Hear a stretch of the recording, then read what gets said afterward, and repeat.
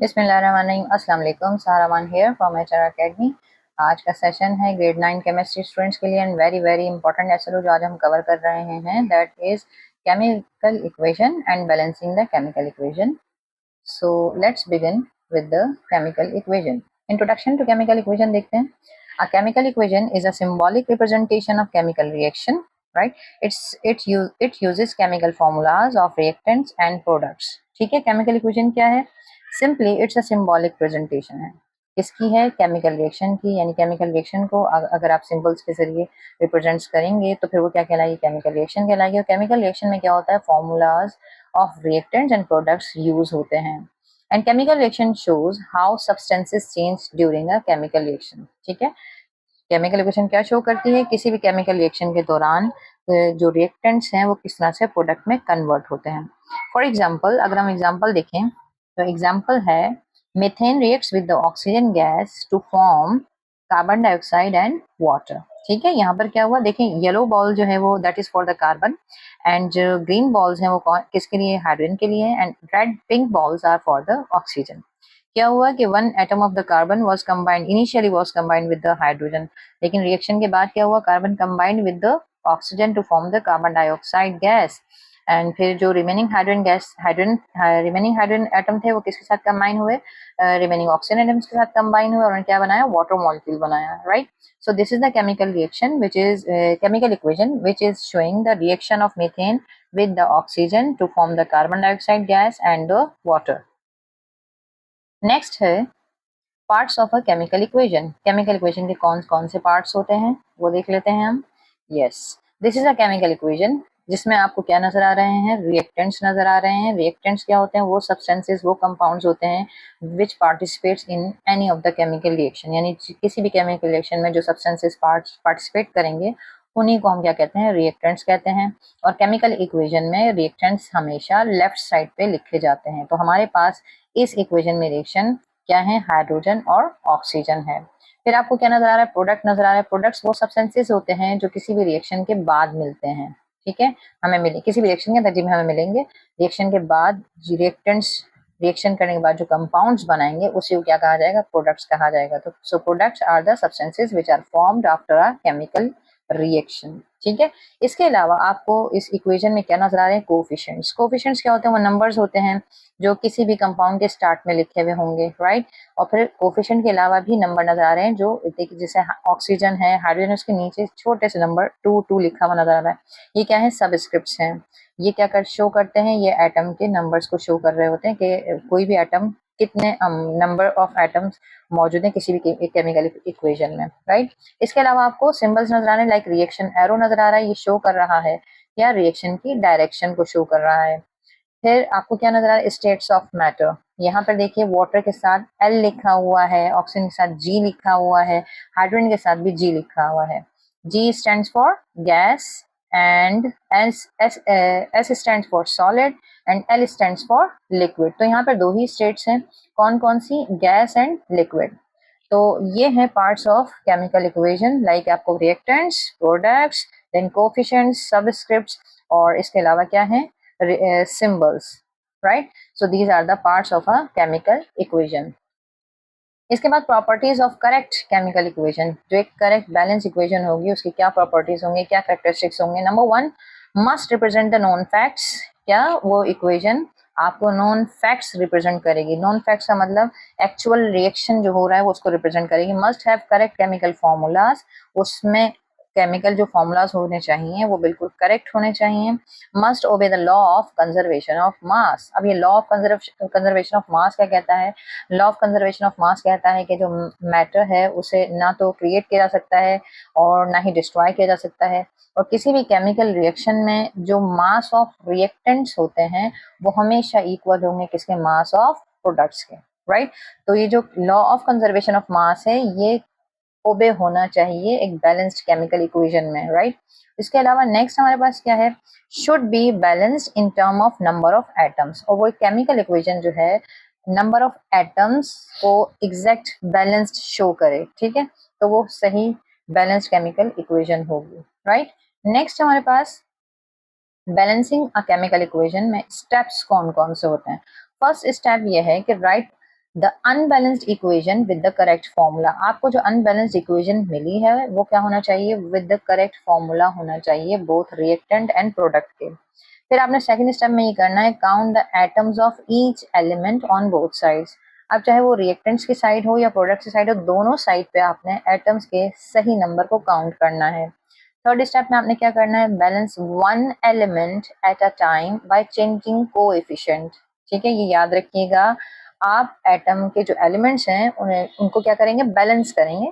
ठीक है, लेकिन बैलेंस करने के लिए आप सिर्फ कोएफिशिएंट्स को चेंज कर सकते हैं, but you can never change any subscript. Subscript जैसे अभी हमने कहा, जैसे H2O में लिखती हूँ, तो यहाँ जो नंबर लिखा है ये कोएफिशिएंट है, आप इसको चेंज कर सकते हैं। That number is the subscript. You can never change the subscript of any atom. ठीक है, बैलेंस करते हुए आपने सिर्फ कोएफिशिएंट को चेंज करना है, सबस्क्रिप्ट को चेंज नहीं करना है। देन फोर्थ स्टेप में आप क्या करेंगे, check balance of all elements. अब जो एलिमेंट्स आपने अगर बैलेंस कर लिया है, तो फाइनल स्टेप में आप क्या करेंगे, आप चेक कीजिए कि हर एलिमेंट बैलेंस है या नहीं है। 5 में ensure coefficients are in the smallest whole number ratio. ठीक है, आपने ये भी इंश्योर करना है कि जो आप कोएफिशिएंट यूज करें वो क्या होना चाहिए, स्मॉलेस्ट होल नंबर रेशियो होना चाहिए, राइट। अब हम देखते हैं कुछ एग्जांपल्स कि हम किस तरह से बैलेंस कर सकते हैं। There is an equation which is representing the reaction of nitrogen with the hydrogen for the formation of ammonia। ठीक है, नाइट्रोजन में कंबाइन हुई किसके साथ, हाइड्रोजन के साथ, और क्या बना दिया इसने, अमोनिया गैस बनाई है। आपने क्या करना है, इसको बैलेंस करना है। अब बैलेंस करने के लिए आप क्या करेंगे, यस, आपने कोफिशिएंट ही यूज करने हैं, आप सबस्क्रिप्ट को चेंज नहीं कर सकते। अब कोफिशिएंट की जो प्लेसेस हैं वो कौन कौन सी हैं, नाइट्रोजन से पहले यहाँ पे, then hydrogen before hydrogen, and then before ammonia. आप इन्हीं पोजीशंस पे कोई कोफिशिएंट लगा के इस इक्वेशन को बैलेंस कर सकते हैं। चलिए हम स्टार्ट करते हैं किससे, लेट सपोज हम काउंट करते हैं कि नाइट्रोजन एटम कितने हैं, यहाँ पर 2 हैं। हाइड्रोजन एटम, नाइट्रोजन के एटम देखे हमने, यहाँ पे 2 हैं। हाइड्रोजन के एटम कितने हैं, यहाँ पे 2 हैं, राइट। और इस साइड पे, प्रोडक्ट वाली साइड पे देखिए, नाइट्रोजन के जो एटम है वो कितने हैं, 1 है, और हाइड्रोजन के एटम कितने हैं, 3 हैं। ठीक है, तो जो बैलेंस नहीं है क्या, ना तो नाइट्रोजन बैलेंस है और ना ही हाइड्रोजन बैलेंस है। अगर हम स्टार्ट करें किससे, हाइड्रोजन से, कि यहाँ पर हाइड्रोजन 3 है, ठीक है, और यहाँ हाइड्रोजन कितने हैं, 2 हैं। हम बैलेंस कैसे कर सकते हैं, अगर हम यहाँ पे क्या लिख दें, 3 लिख दें, राइट, और हम यहाँ क्या लिख दें, 2 लिख दें, तो 3 2 जा 6 हाइड्रोजन हो गए, और यहाँ पे भी 2 3 जा 6 हाइड्रोजन हो गए। हाइड्रोजन तो बैलेंस हो गई है, राइट। लेकिन नाइट्रोजन देखिए, नाइट्रोजन हमारे पास यहाँ पर 2, राइट, और यहाँ पर भी क्या है हमारे पास, अब 2 है। नाइट्रोजन ऑटोमेटिकली क्या हो गई, बैलेंस हो गई है। हम यहाँ पर कोई नंबर नहीं लिखेंगे, ये इसी तरह से ब्लैंक रहेगा। समझ में आ गई बात, ठीक है। फिर दोबारा एक दफा देख लीजिए, हमने इस इक्वेशन को बैलेंस करना है। बैलेंस करने के लिए हम सिर्फ और सिर्फ कोफिशिएंट वाली प्लेसेस पे नंबर लिख सकते हैं, इसके अलावा हम कहीं भी कोई नंबर नहीं लिख सकते हैं। ठीक है, पहले हमने देखा कि यहाँ इस लेफ्ट साइड पे, रिएक्टेंट की साइड पे, नाइट्रोजन कितने हैं, 2 हैं, ठीक है, और हाइड्रोजन भी कितने हैं, 2 हैं। प्रोडक्ट वाली साइड पे नाइट्रोजन कितने हैं, 1 है, और हाइड्रोजन कितने हैं, 3 हैं, राइट। चलें नाइट्रोजन से स्टार्ट करते हैं। यहाँ पे नाइट्रोजन 2 है और यहाँ प्रोडक्ट वाली साइड पे 1 है, तो हम नाइट्रोजन को कैसे बैलेंस कर सकते हैं, हम यहाँ पर 2 लिख दें। अगर यहाँ पर 2 लिख दिया तो नाइट्रोजन प्रोडक्ट की साइड पे भी 2 हो गए, ठीक है, और रिएक्टेंट की साइड पे तो ऑलरेडी कितने थे, 2 थे। लेकिन हम हाइड्रोजन को देखते हैं तो यहाँ पर प्रोडक्ट वाली साइड पे हाइड्रोजन जो है वो कितने हो गए हैं, 2 3 6 हाइड्रोजन हो गए हैं, राइट। जबकि हमारी रिएक्टेंट की साइड पे हाइड्रोजन अभी भी कितने मौजूद हैं, 2 मौजूद हैं। इसे हम 6 किस तरह कर सकते हैं, if you right the number 3 at the coefficient place, ठीक है, तो फिर यहाँ पर हाइड्रोजन कितने हो जाएंगे, 3 2 6। नाउ नाइट्रोजन रिएक्टेंट साइड पे 2, प्रोडक्ट साइड पे 2, balance, and hydrogen reactant side पे 6 एंड प्रोडक्ट साइड पे आल्सो 6।